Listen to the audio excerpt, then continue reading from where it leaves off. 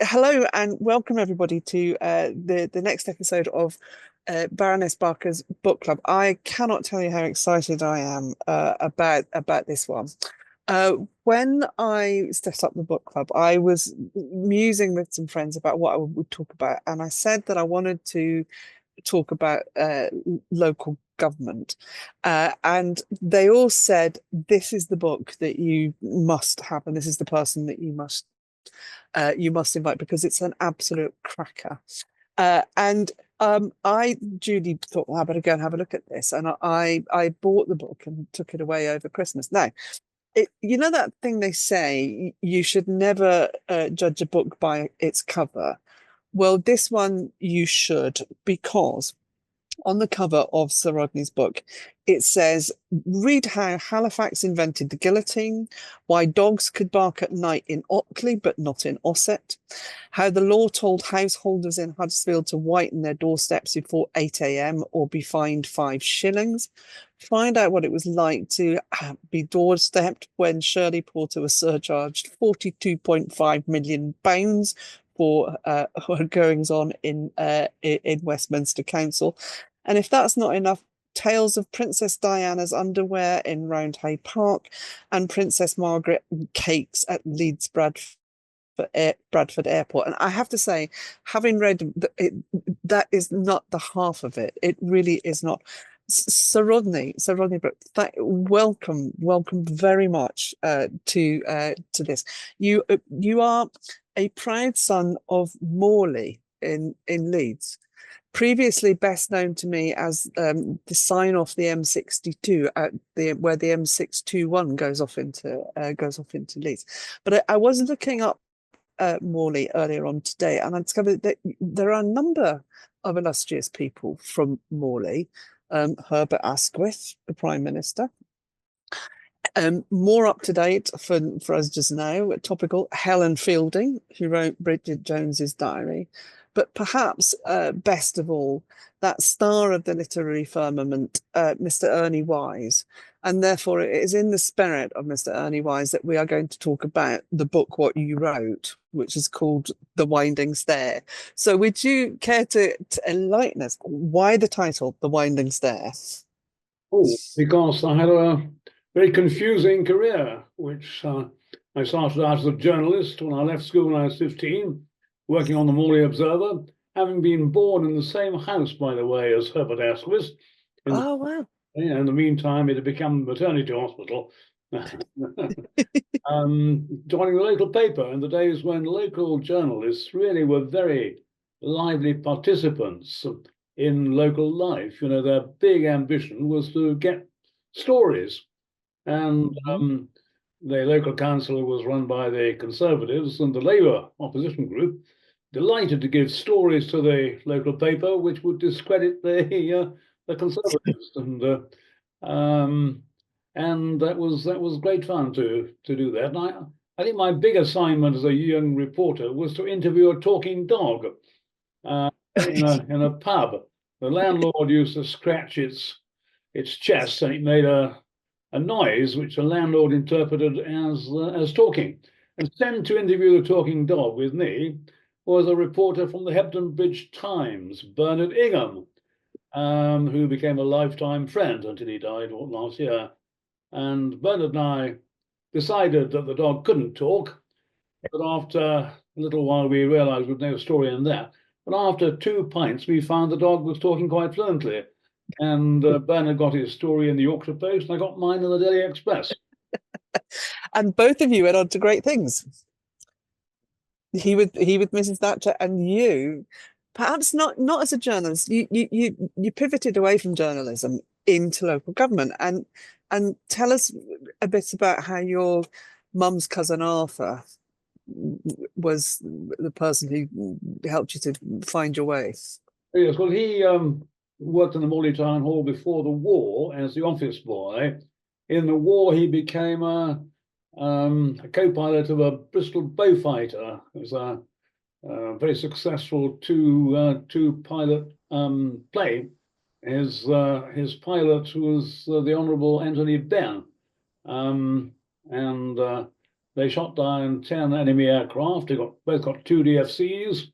Well, after the war, he had his termination payment, which enabled him to pay articles to the town clerk of Morley and become a solicitor. And he rose to be the town clerk of Bromsgrove. And he encouraged me clearly to go into the town hall. My parents knew him as the most successful person they knew, and that seemed like a good path to the future, much better than the local newspaper. And it was a time, wasn't it, when local government was a career to which people aspired. Local government service was a career to which people aspired. Yes. Oh yes, and even a small authority like Morley, with a population of 35,000, had its own water supply. Built a reservoir up in the Pennines in Bronte country in 1891 to provide, water for the townsfolk of Morley.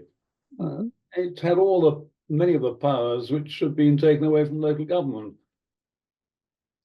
And you went and joined as an office boy, but with intentions to follow the law, and you were essentially enabled by the local authority to go and do your legal training, weren't you? Yes, well, I had to pay the town clerk a premium of 350 guineas, which I earned by reporting for the local press. So you had to pay your own apprenticeship, but you duly went off and started this career as a legal officer in local government, and the book, in a way, is a kind of love letter to that calling, isn't it?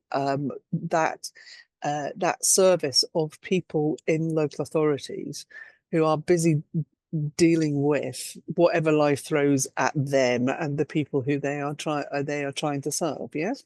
Yes, it's a very noble calling. And my first job after I qualified was in Rochdale, which was a fairly small county borough, housing the great Cyril Smith, who was physically enormous, but also an extraordinarily powerful orator. I used to go to the council meeting for the pleasure of listening to Cyril. He was great.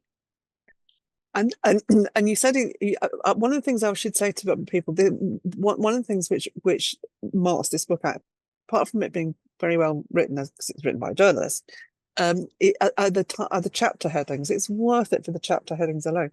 But in your chapter about that, you talk about this wonderful book, the resource that you were given, the practical points for solicitors entering the local government service. Yes. Yes. Yes, advised me to wear a black jacket and striped pants. In Morley, where I lived, the local outfitters had never heard of those, so I had to go wear a suit instead. So I do remember my contemporaries wearing black trousers and black coat and striped pants. But it was about conveying a sense of the importance of local government and the law, which was really important. Yes. Really, very, very important. Yes. Yeah. Upholding the law. Absolutely. And I must admit, as I read that, I had things coming back to me about what local authorities were having to do during COVID. Local authority, I mean, during COVID, for very good reasons, we all went out and applauded the NHS, as we should. But the whole of the NHS largely pivoted to do one thing, okay? Whereas local government was dealing with COVID and liaising with the police, trying to keep public order in certain places, having to have negotiations with Zippo's circus about whether or not they could go ahead, all manner of stuff going on at the time. And your book, starting back in the early 1960s, gives a flavour of how that's all that juggling of different competing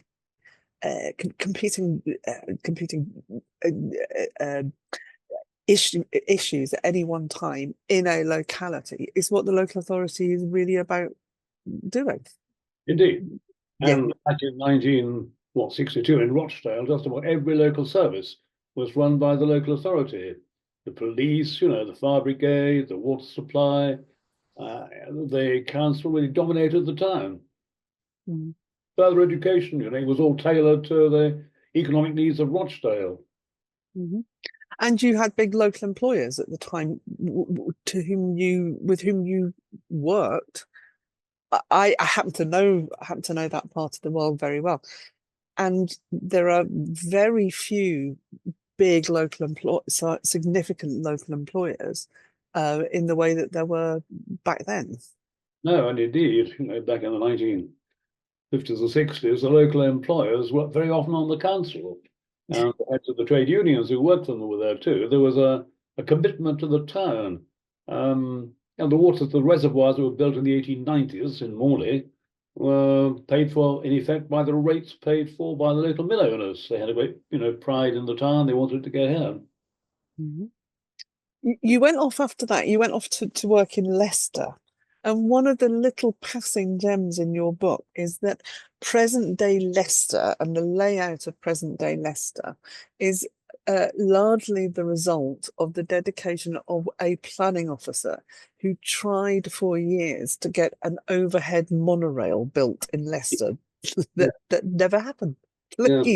Please tell us.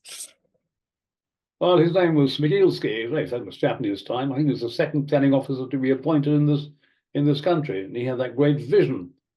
He was, I suppose, Polish, but he affected in poor English. So, for example, when the chairman of the committee came in on a snowy day with a fur coat, he would say, "Permit me to undress you, dear lady," and things like that.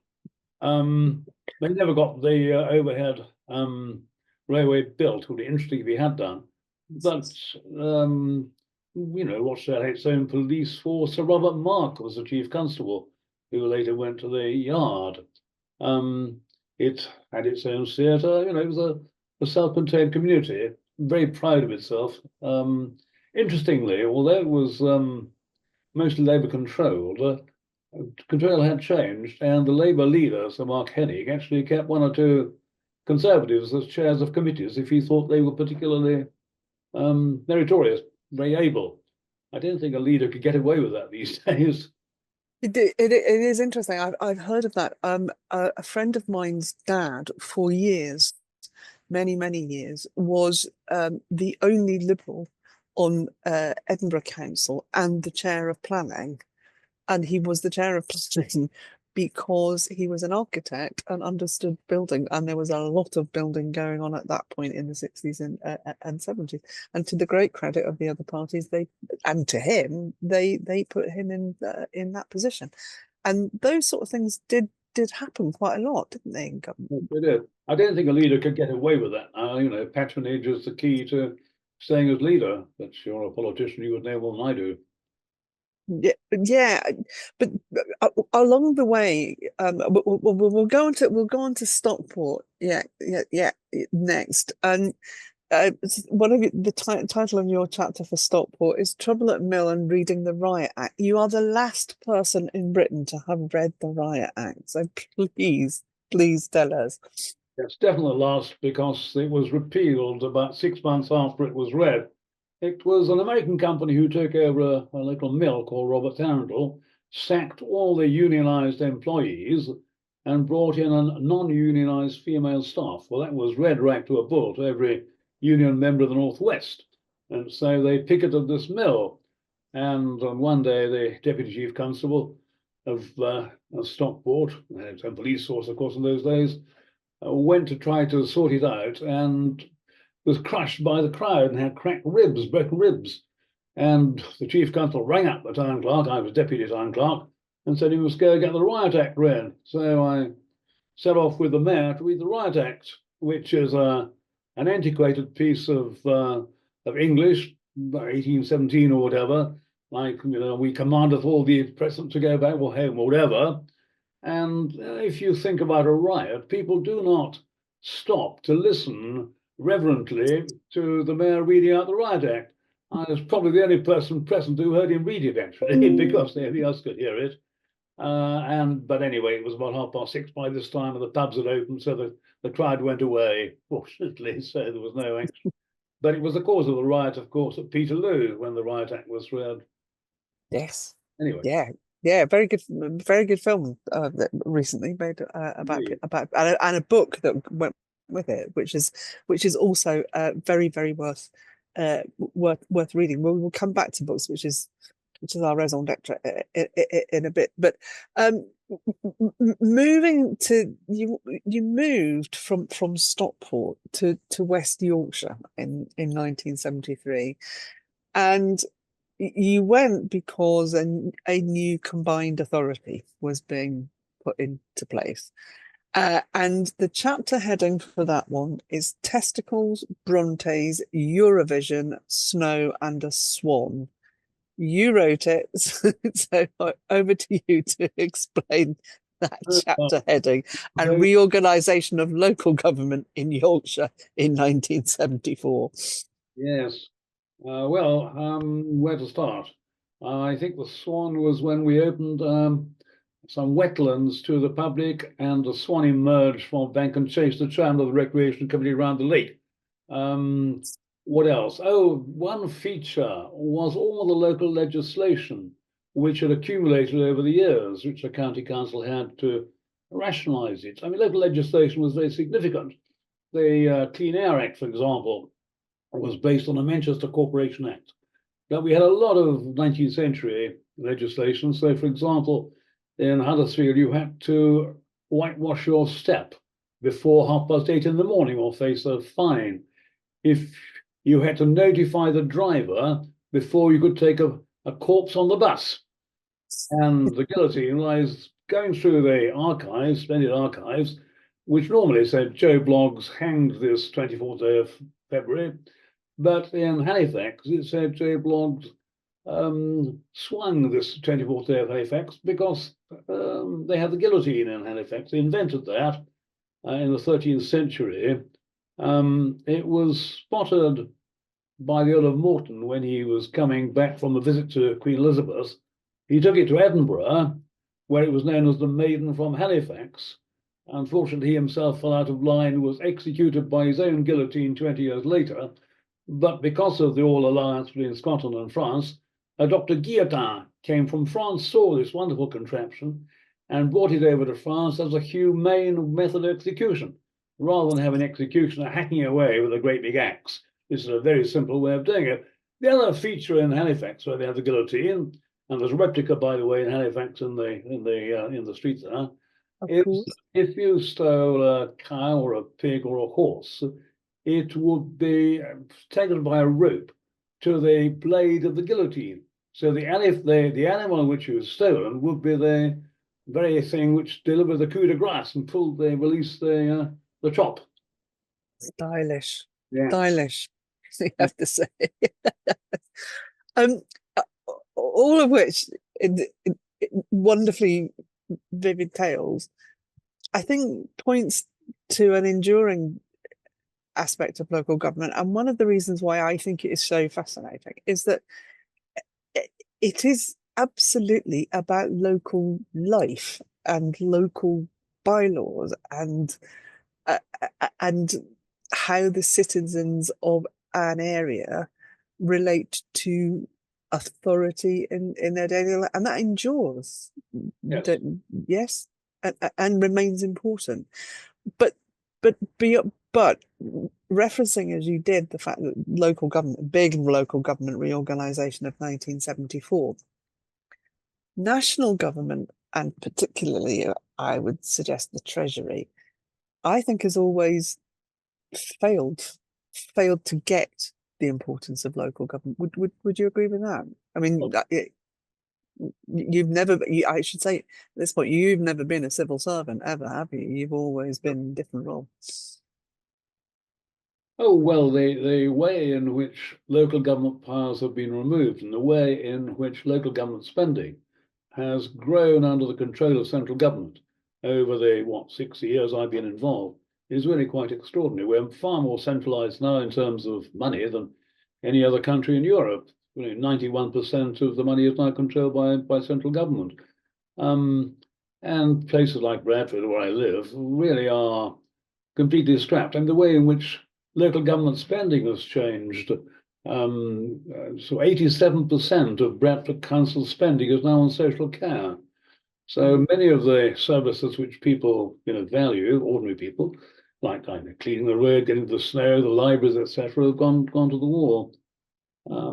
It's all because of the central government control on spending and the way in which the poll tax and the consequence of the poll tax actually distorted the way in which local government could raise money. Yes. Central government was always quick to seize upon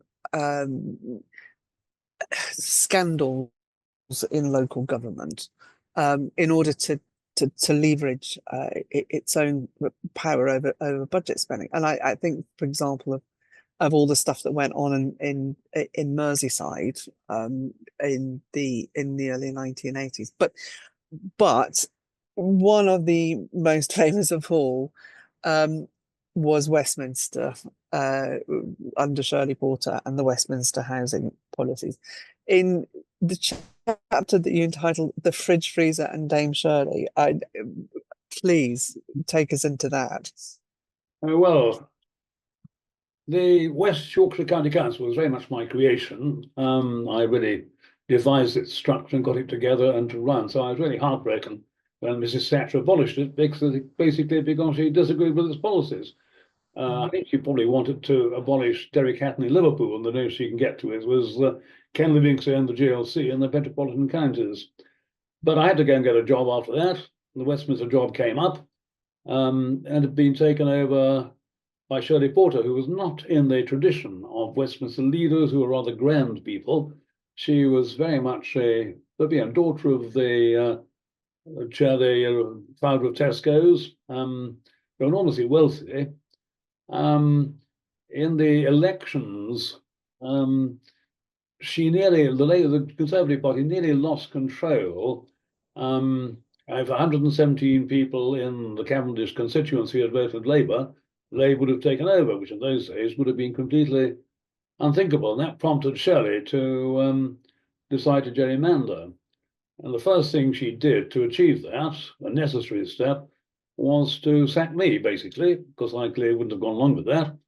And so I left, and she complained bitterly that I kept on telling her what to do. Had she listened to me about that, then she would have been not surcharged £43.5 million.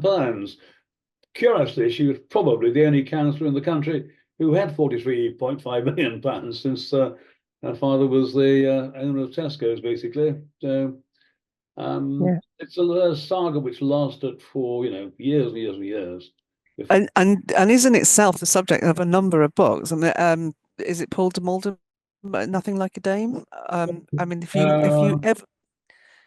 you ever thought that local government housing minutes were dry as dust stuff, think again, because here is a study of corruption. And basically, she wanted to move poor people and Labour voters out of key wards, didn't she? Yes, and to do that, she was putting people into asbestos-ridden blocks of flats. I'd been very careful to make sure they were emptied of their residence as quickly as you could. In asbestos is okay unless you poke it, but if you're in flats with young children, they're going to poke it, aren't they? Imperative to get them out. And she deliberately put people back into asbestos-ridden blocks of flats in safe Labour wards, so she could clear flats elsewhere to sell to the private sector, who were presumably very conservative. And that's what she did, basically. It was completely ineffective, of course, but and cost a fortune. On reading your book, one of the many things that struck me was that local government officials very rarely get to speak out. I would say it is more the case that people in the NHS who are practitioners or managers or whatever are invited to talk contemporaneously about what's happening in authorities.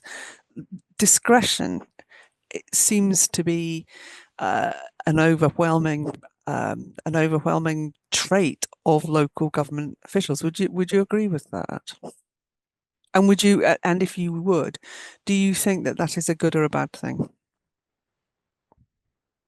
Well, two things. The job of the local government official is to present facts and policy to the political masters who decide what to do.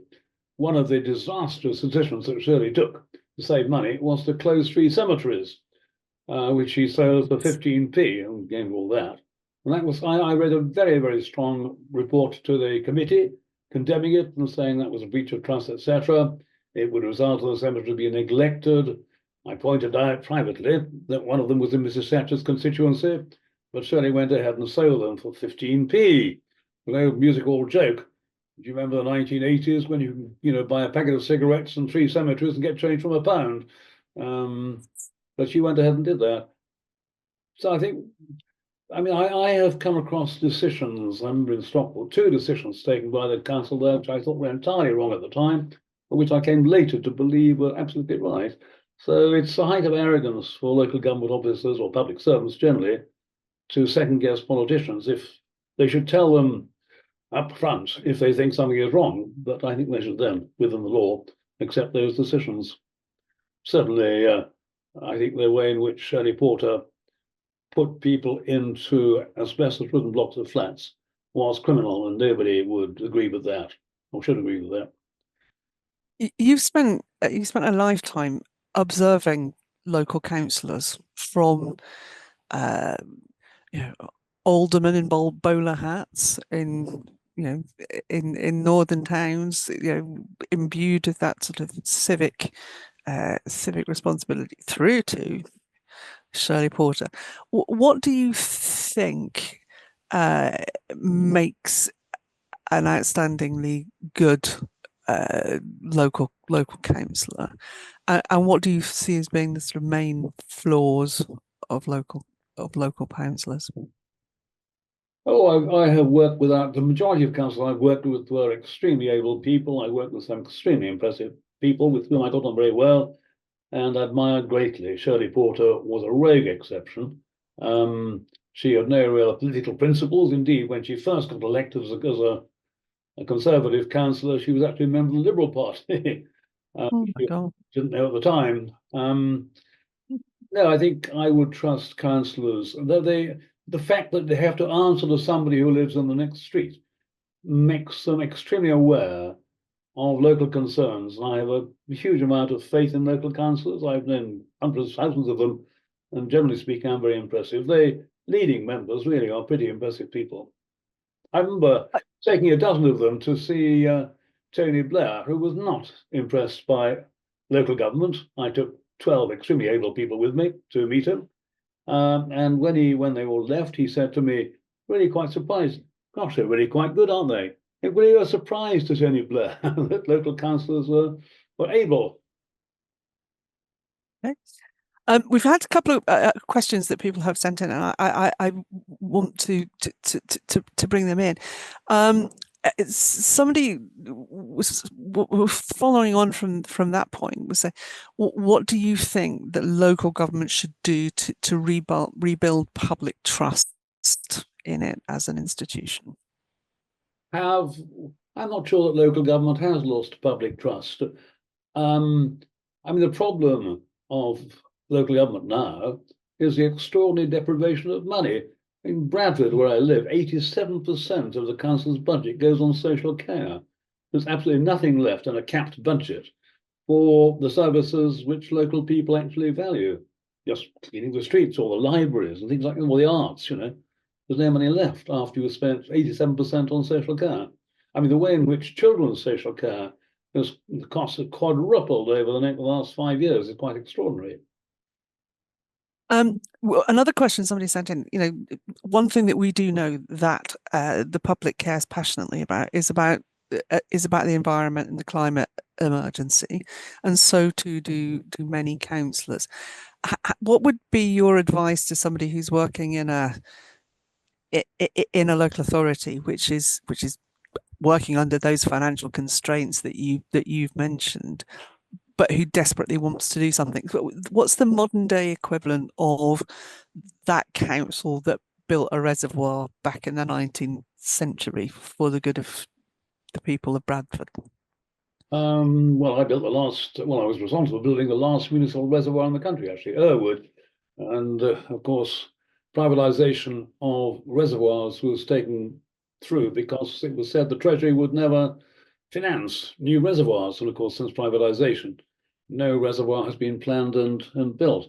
I would say to people who have little trust in local government that it's a lot better than the alternative.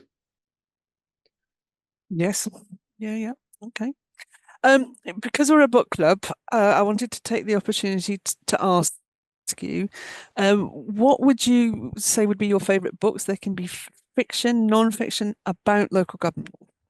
Well, by local government. Oh, South Riding, I think. Yeah, that was my go-to one. Yes. Yeah. Right. Yeah. Um, the figure of the lady alderman in South Riding is one who stays with me, definitely. Yes. Yes. And the doomed hero, Robert Kahn, he was a councillor because Kahns had always been councillors. So, indeed. Yeah. And And any others? not about local government. Local government. Well, I wrote a book about the councillor published by the AMA, the Association of Metropolitan Authorities, which is a compendium of books, stories about councillors taken from novels. I mean, the Pied Piper of Hamelin, for example, was driven to what he did by the mayor of Hamelin. So there were quite a few councillors, normally in fiction, are not well thought of, not well described. South Riding is a bit different. So they're usually caricatures.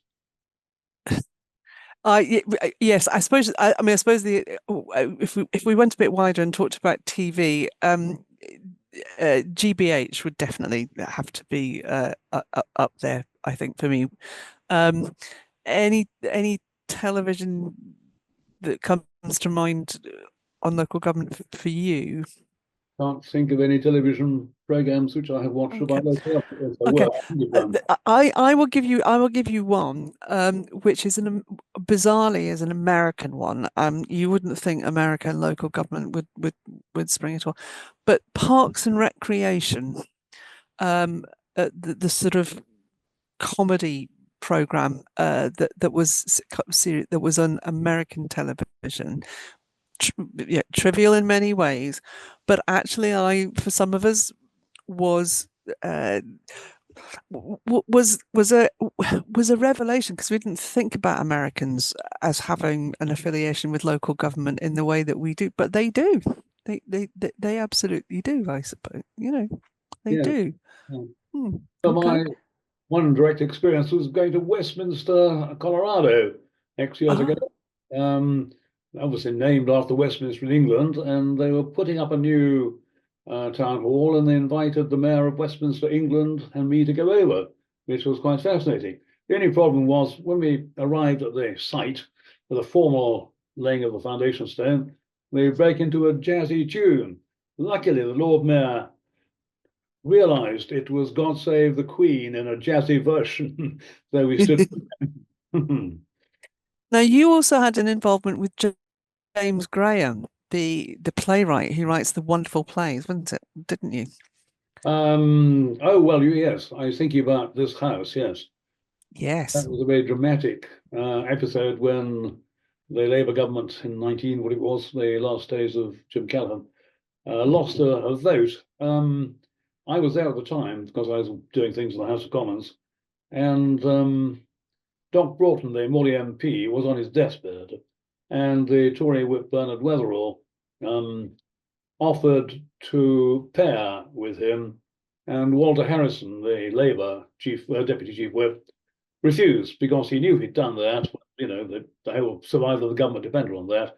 Then the Tory whip would have been hounded out of the party, and so refused to accept a pairing, as a result of which the Labour government fell by one vote. And I was in the House at the time, very dramatic. And James Graham, as you say, wrote a very good play about it called This House. Very tense. We are at the moment at a time of local government reorganisation, very contentious, particularly in the counties. I would strongly recommend that people read your book for three reasons.